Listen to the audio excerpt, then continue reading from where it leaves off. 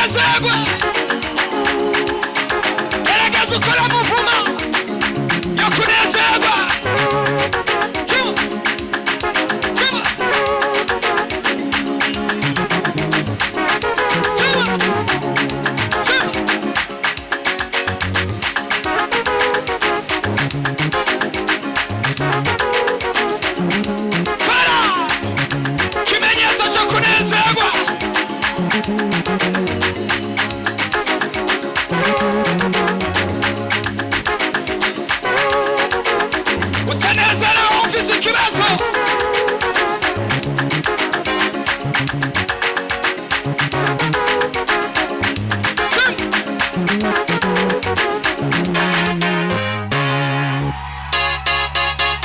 sema hallelujah.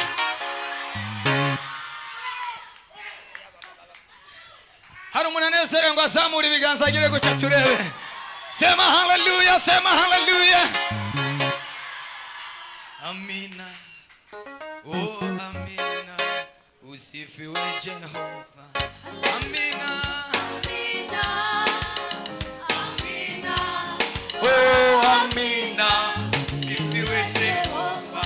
Amina, amina, amina, oh amina, usifiwe Jehova. Musenga abavyagira gatoya turabe. Cyagira mu bwiza bw'Imana. Cyagira mu bwiza bw'Imana. Wicaye mu ntebe y'icubahiro. Ariko ntabwo vyumvise ubuzamuye hallelujah.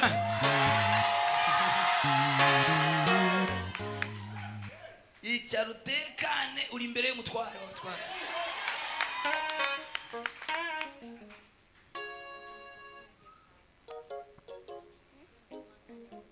Hallelujah.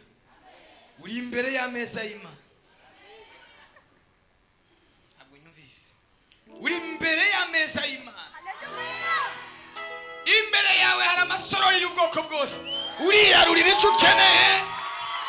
Uriha icyo ukeneye. Wanyemera ugakomera Yesu amashinimba. Atakibazo biguteye. Uzamura hallelujah. Oh! Bwana sifiwe.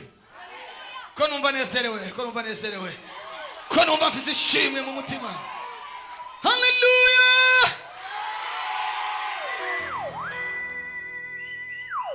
Mureke dusome ijambo ry'Imana. Niba harimo umushitsi ahagarara. Umushitsi yo bari hagati yacu. Ya tumiwe. Uburyo bwose wajemo uvyaguruke tukwiyegereza.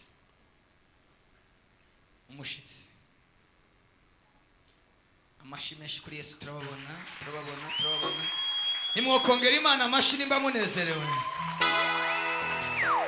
Tubakire mu izina ryande. Yesu abakorera iki? Amen. Cyagira turabiyegereje. Nimusubire kwiyumva nk'abashitsi. Muri abana bo mu rugo. Soma ijambo ry'Imana mu gitabo cya Mariko